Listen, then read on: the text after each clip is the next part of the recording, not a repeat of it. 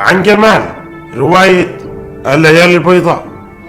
تدور أحداث الرواية على مدى 4 ليالي، أسماها الكاتب ليالي بيضاء، ربما لتلك المشاعر الفريدة التي خالجته في عتمة أيامه المعهودة، وكذلك تيمنا بالليالي البيضاء المعروفة التي تمر على سنبترسبورغ فتنير لياليها كما أنارت تلك الليالي الأربع حياة ذلك الشاب الحالم والفتاة الحزينة. وهنا لابد من الإشارة إلى أن بطل الرواية مجهول الاسم، والذي يتقاطع مع دوستويفسكي في عدة نواحي، مما جعل النقاد شبه جازمين بأن هذه الرواية جزء لا يتجزأ من سيرته الذاتية.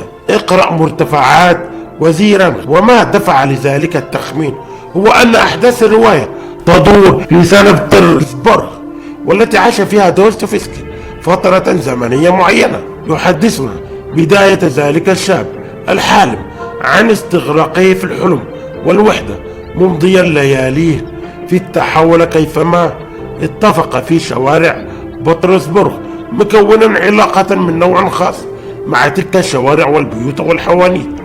يستغرق هنا في وصف تلك العلاقة، فنجده يجعل منها كائنات حية بمشاعر وأحاسيس تخاف فراق أصحابها أو تغيير شكلها، تحب، تكره، تبتسم، تتمنى، تحن لساكنها، تلومهم على تقصيرهم. ربما كانت تلك طريقة فريدة للتعبير عن الوحدة والحزن اللذان يعتريان ذاته. ومن خلال استغراقه في المشي والحديث مع أصدقائه المميزين يجد نفسه خارج المدينة، ويصف لنا هنا الطبيعة البطرسبورغية الآخذة السحر. وعند عودته إلى المدينة وبنفس الاستغراق الملهم يصادف فتاة سمراء السحنة تعتمر قبعة وترتدي خمارا أسود متكئة على حاجز حديدي. وهنا تبدأ الليالي البيضاء. يمر بجانبها حابسا أنفاسه وقلبه يخفق بعنف، تلفته تلك الفتاة المستغرقة البائسة ويستمر بمراقبتها وهي تغادر، ويصادف أن ينقذها من براء رجل مخمور ويتطوع على إيصالها لمنزلها، فتقبل دون تردد.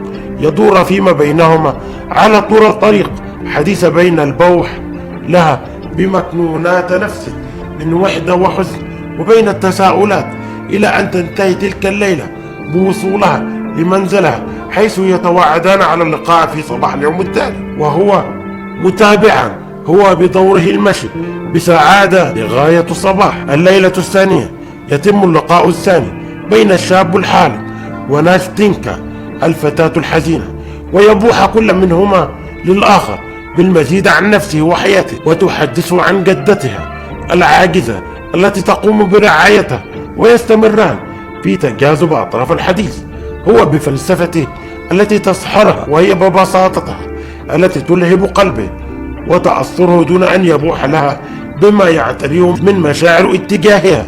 تحكي له قصتها مع شاب يستأجر في علية منزلها، فتحبه هي ببراءتها ووسط حاجتها للعاطفة بالنسبة لفتاة يمثل وضعها ويعطف هو عليها دون إظهار حبه لها في البداية، إلى أن يقرر السفر، فتعقد العزم على الهروب معه من سجنها مع جدتها، ولكنه يقنعها بالبقاء واعدا إياها بالعودة بعد سنة للزواج بها. الليلة الثالثة تدور أحداثها في نهار حزين ممطر بقدر حزن الشاب الحالم وسط ما ينانستينك، والتي قلبها معلق مع شاب سافر ليحين موعد عودته اليوم، ولكن المسكينة تنتظر برفقة الشاب الحالم دون جدوى، فتقرر أن تكتب له رسالة تخبره فيها أنها على العهد، ويتطوع الشاب بإيصالها لإناس يوصلون بدورهم لحبيب ناستينكا، وبالفعل يقوم بإيصالها على أمل أن يستلم ذلك الشاب